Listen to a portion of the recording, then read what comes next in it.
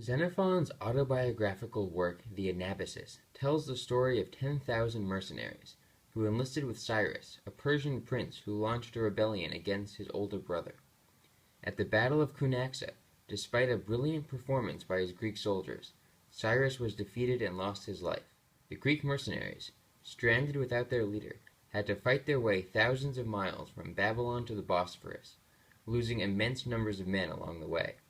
Today, the Anabasis is used as a source of easy-to-read ancient Greek, but it can teach a more important lesson.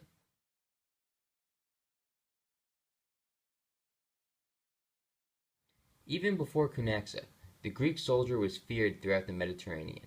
Cyrus knew he would be heavily outnumbered by his brother. According to Xenophon, Artaxerxes commanded more than 10 times Cyrus's men. Yet Cyrus attacked, his confidence stemming from the presence of the Greek contingent.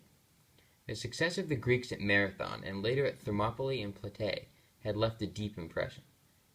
Indeed, at Cunaxa, the Greeks suffered only one casualty, while shattering a major portion of the Persian host. However, while Cunaxa revealed a clear Greek advantage in set-piece battles, the retreat highlighted their weaknesses. Heavily armored, they were unable to maneuver or force decisive battles against a mobile opponent, and they were at the mercy of light cavalry, who attacked with arrows and javelins and then fled.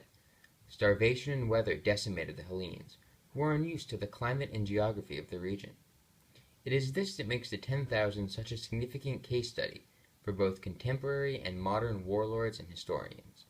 The strengths and weaknesses the Greeks displayed apply not only to their army, but every Western force to invade the Middle East from Alexander to George W. Bush, who, coveting the riches of the East, overlooked the often fatal flaws of Western warfare. Western armies tend to be highly trained, professional forces, reliant on cohesiveness and the ability to concentrate intense firepower. Man for man, Western armies are almost always vastly superior to their Eastern opponents. When fighting in the Middle East, though, this advantage in weaponry and training, so readily displayed at Cunaxa, cannot overcome serious tactical flaws. Western armies are designed to win decisive battles and struggle against guerrilla opponents. The 10,000 were the first of many armies to realize this.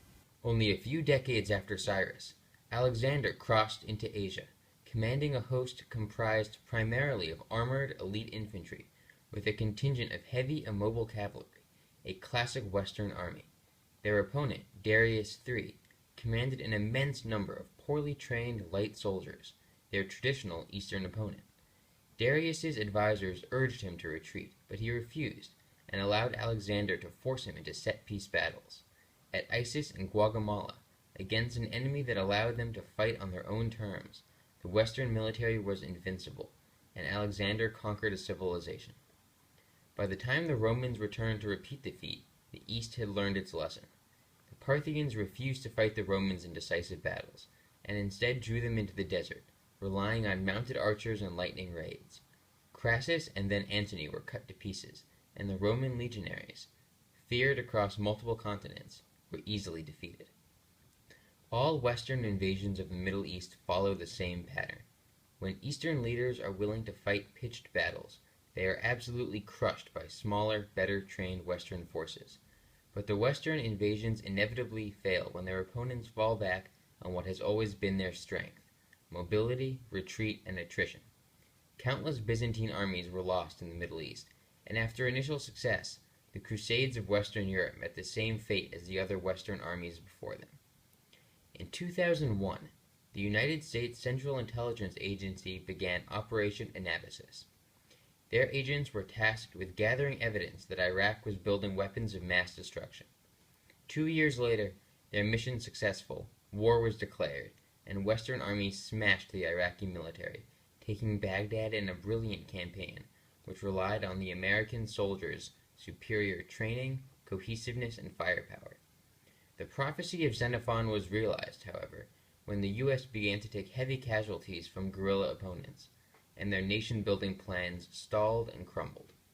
In 2007, a professor of ancient Greek wrote to the New York Times, explaining the irony of Operation Anabasis. "The Anabasis," he wrote, "taught us how easy it is to go into the Middle East and win a war. What it should have taught us is how hard it is to get out."